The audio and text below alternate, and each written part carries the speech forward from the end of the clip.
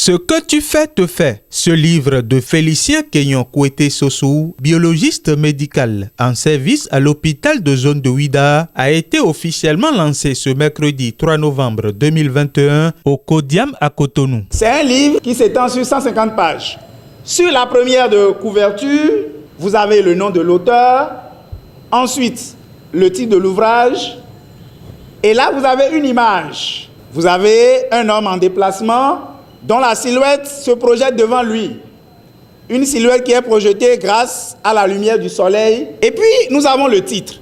Ce que tu fais, te fait. C'est un titre qui fait alors penser à un effet boomerang, ou ce que l'opinion commune désigne parfois sous l'expression de retour à l'envoyeur. Dans cet ouvrage à caractère spirituel, l'auteur natif de Degbo-Kondji, dans l'arrondissement d'Agatogbo, dans la commune de Komin, relate son vécu et propose des solutions pratiques aux lecteurs face à certaines difficultés de la vie. De la loi de l'unité à la loi du détachement, en passant par la loi de l'esprit, l'ouvrage nous plonge dans un univers initiatique dont la finalité est de permettre à l'homme d'avoir une vie heureuse. L'ouvrage de M. Sossou est assimilable à un enseignement pratique, un enseignement par l'exemple. Initié par son feu grand-père, dont l'auteur lui rend fièrement hommage, de même qu'à son maître de pensée, le philosophe Aristote, Félicien Kenyon Kouété Sossou a mis en exergue dans ce livre la trilogie Pensée, Parole et Action, qui pour lui sont des piliers importants qui doivent intervenir dans l'éducation des enfants dès le bas âge. La pensée,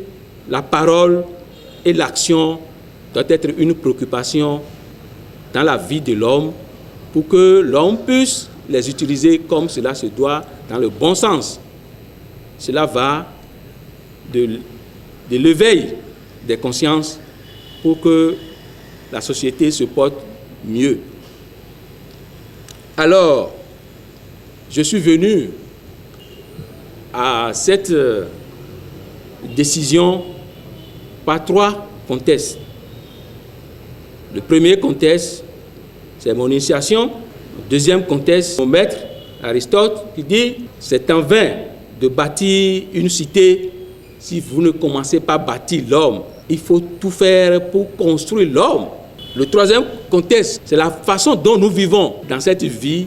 Tout ce que nous faisons n'est pas caché. Paru aux éditions Weziza, cet ouvrage est un condensé de 46 ans d'expérience personnelle de l'auteur, couplé avec les connaissances de la vie à lui enseigner par son grand-père. À travers ce livre, l'auteur veut amener ses lecteurs à se rendre compte eux-mêmes des sources de leur malheur dans une méthodologie bien ordonnée. La vie est belle et très douce, mais si elle est amère pour la grande majorité des hommes sur cette terre, c'est à cause de leurs propres faits. Pour ces hommes et femmes, l'auteur est un homme humble, travailleur et pragmatique, prêt à se sacrifier pour la cause des autres. Lisez et vous découvrirez les clés d'une vie heureuse.